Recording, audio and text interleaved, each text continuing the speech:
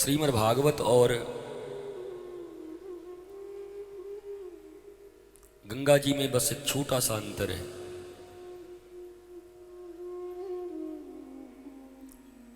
गंगा जी स्नान करके तुम भी आए होगे, तुम्हारे परिवार परिजन मित्र नातेदार रिश्तेदार भी आए होंगे, पर कभी किसी के स्वभाव में कोई बहुत व्यापक परिवर्तन तुमने नहीं देखा होगा।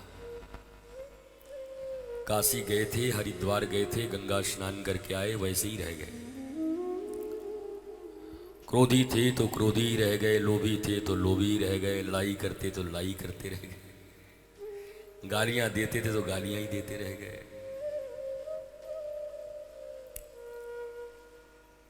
पर भागवत की पुण्य सलीला ऐसी है, जैसे भगवान सूर्य और कोटि सूर्य समप्रभा सदगुरु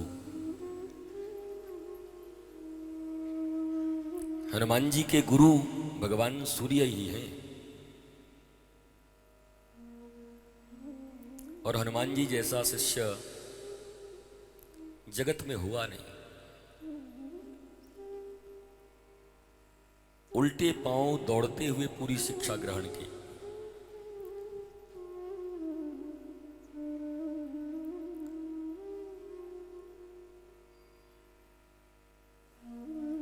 परंतु इस भूमि पर चलता विचरता हुआ भगवान का ही अखंड विग्रह सदगुरु जो होते हैं,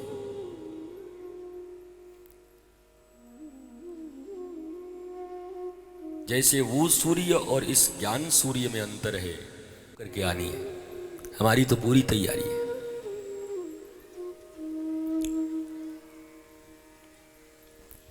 जीवन में पहली बार महाराज हमारो आवाज ही बंद है। वो 49 इयर्स में पहली बार हम बोल ही नहीं पा रहे थे। तो कल पूरी रात्रि हम जागरण किए और जो जो किया जा सकता था इस गले के साथ हमने प्रयत्न किया कि बस थोड़ी सी भी आवाज आ जाए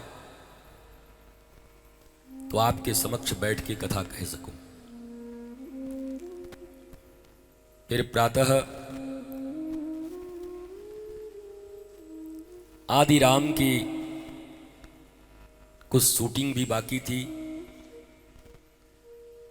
भारतीय सनातन संस्कृति के विकास और प्रकाश के लिए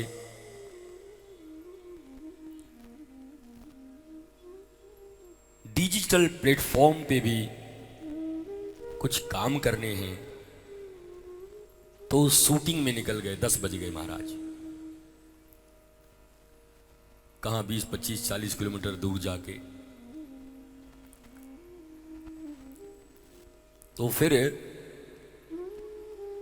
अभी भी 3 बार 4 बार निरंतर कई वैद्यों का सलाह इत्यादि लेकर के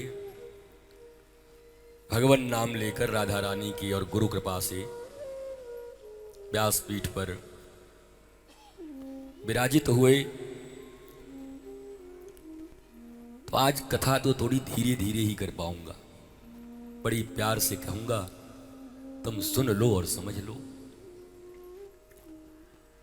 बुलेट ट्रेन तो हमने चला दी जब जितनी चलानी थी।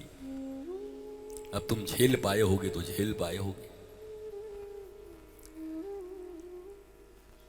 वैसे मैं बुलेट तो आज भी चला दूं,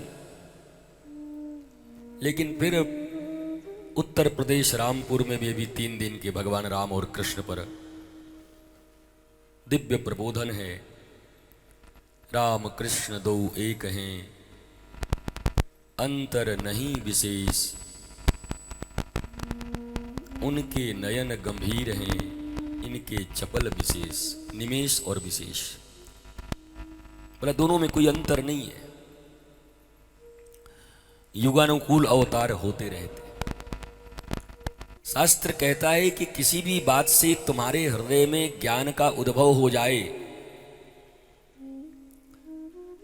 श्री कृष्ण याद आ जाएं, भगवान राम और गुरु वशिष्ठ के योग वासिष्ठ की स्मृति आ जाए,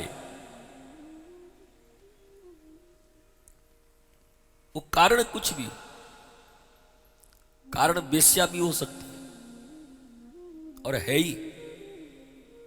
बिल्व मंगल के लिए वेश्या ही कारण बन गई और बिल्व मंगल के जीवन में श्री कृष्ण का प्रादुर्भाव हो गया और वो भी ऐसा प्रादुर्भाव हुआ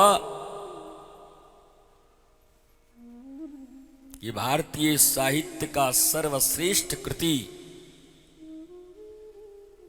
कृष्ण करणामृतम नामक ग्रंथ बिल्व मंगल ने लिख दिया। महाअय्यास, शराबी कबाबी वेश्यागमन करने वाला, पिता के श्राद्ध को छोड़कर वेश्या के पास भाग गया। रीति नीति धर्म इत्यादि में कोई रुचि नहीं थी। महानिकृष्ट,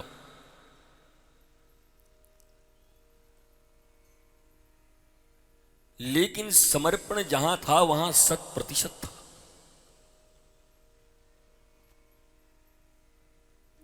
आज रास लीला की कथा है और रास लीला भी पूर्ण समर्पण की कथा है। ब्रज के गोपी और ग्वालों का खूब परीक्षा लिया है ठाकुर ने पहले। पूतना से लेकर, सकटासुर से लेकर, तृणावर्त से लेकर,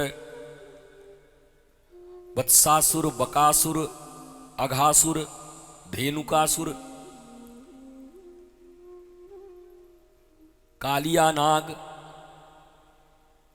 चीरहरण,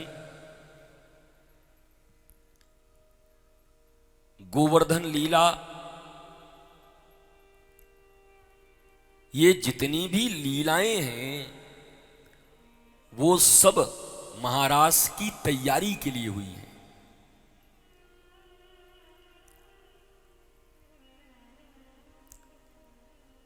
मनुष्य के भीतर जितनी दुष्प्रवृत्तियां, कुप्रवृत्तियां, दुर्जनता, दुश्चरित्रता, अज्ञानता, काम क्रोध मदमोह लोभ मात्सर्य इत्यादि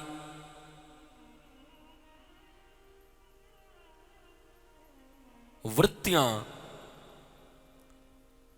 जो ईश्वर से मनुष्य को दूर रखती हैं, ईश्वर से दूर रहने का अर्थ है सुख शांति और आनंद से दूर रहना। यह बात जल्दी समझ में आएगी तुम्हें। हम कहें भगवान से तुम लोग दूर हो तो कोई ज्यादा फर्क नहीं पड़ता, हैं तो हैं, चलो देखेंगे भगवान में मन भी किसका है।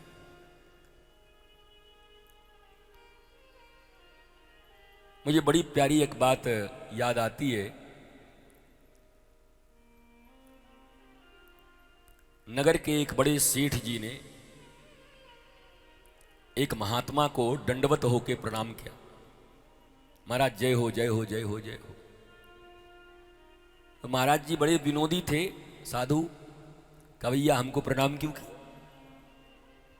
बोला महाराज आप त्यागी हो, आपने घर द्वार परिवार सब त्याग दिया, साधु बन गए, बड़े हो, इसलिए आपके चरणों में प्रणाम करते। साधु ने ज्यों सुना सो सेठ जी के चरणों में गिर गया और भारी दंडवत मार दी। दोनों चरण पकड़ लिए। सेठ जी ने कहा, क्या पाप कर रहे हो? अरे पाप क्या कर रहे हो?